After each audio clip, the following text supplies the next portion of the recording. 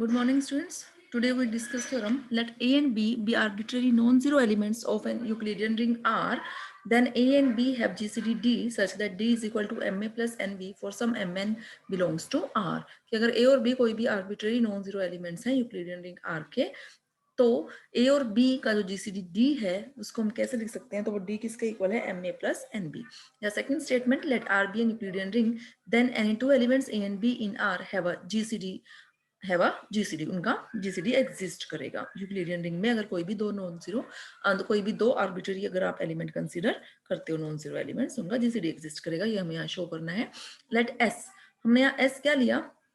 Let S be the set of the elements. RA किस type के elements हैं? RA plus SB where R and S belongs to R. Means R और S जो है वो arbitrary elements हैं R के.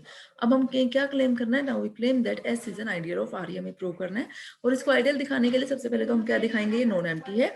फिर कोई भी दो एलिमेंट S के कंसिडर करो तो उनका डिफरेंस दिखाना है. S में है कोई भी एलिमेंट एक S का और R का, तो वो एलिमेंट x इंटू से एलिमेंट r का r है, तो x इंटू आर है और r इंटू एक्स भी किसका होना चाहिए? s का.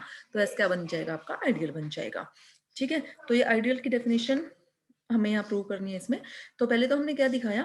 ऑब्वियसली जीरो को हम लिख सकते हैं 0 into A plus 0 into B, और ये एस का एलिमेंट है, तो इसका मतलब एस क्या है? हमारा नॉन एम्प्टी है. कोई भी दो आर्बिट्ररी एलिमेंट हमने कंसिडर किए एस के, तो हम उस एलिमेंट्स को किस फॉर्म में लिख सकते हैं? r1a plus s1b.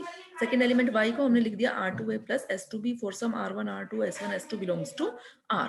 Now we have, अब हमें क्या दिखाना है? इनका difference x minus Y B किसका होना चाहिए? s का होना चाहिए. जब हम इनका डिफरेंस लेंगे तो देखो क्या आएगा? r1 minus r2 into A plus s1 minus s2 into B आएगा. अब r1 और r2 r का है तो उनका डिफरेंस भी r का है. ऐसे s1 और s2 r के हैं तो उनका डिफरेंस भी r का, क्योंकि r तो क्या है? आपकी रिंग है. तो इसका मतलब ये r1 माइनस r2 r का into A plus s1 minus s2 r का इंटू बी.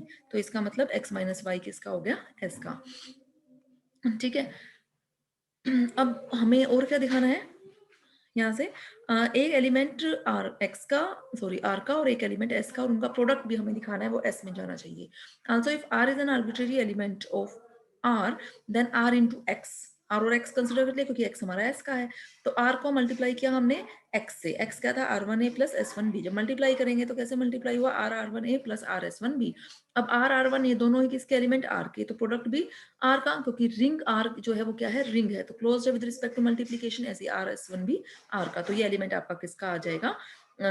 ये आर एक्स एलिमेंट जो है आपका एस का. और रिंग आर जो है वो आपकी क्या है? कम्यूटेटिव रिंग है.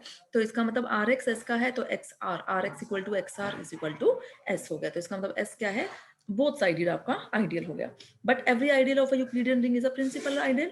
ये तो रिजल्ट है कि उसका हर आइडियल प्रिंसिपल आइडियल होता है. इसका मतलब एस क्या हो गया? प्रिंसिपल आइडियल हो गया. और अगर प्रिंसिपल आइडियल है तो इसका मतलब किसी ना किसी एलिमेंट से वो जनरेट हो रहा है. तो वो हमने क्या मान लिया कि वो किससे जनरेट हो रहा है? से डी से वो जनरेट हो रहा है. Since D belongs to S, D जो है एलिमेंट किसका है? एस का. दिस इंप्लाइज, तो हम डी को कैसे लिख सकते हैं? M A plus N B for some M N belongs to R. Also A is equal to, A को हम कैसे लिख सकते हैं? 1 into A plus 0 into B. ऐसे ही बी को भी हम लिख सकते हैं. तो ए और बी किसके एलिमेंट्स हैं? ये एस के एलिमेंट है. Now A and B both belongs to S and S is generated by D. तो ए को हम कैसे लिख सकते हैं? Scalar multiple of D. ऐसे बी को भी लिख सकते हैं scalar multiple of D. Means A is equal to D lambda, B is equal to D mu for some lambda and mu belongs to are.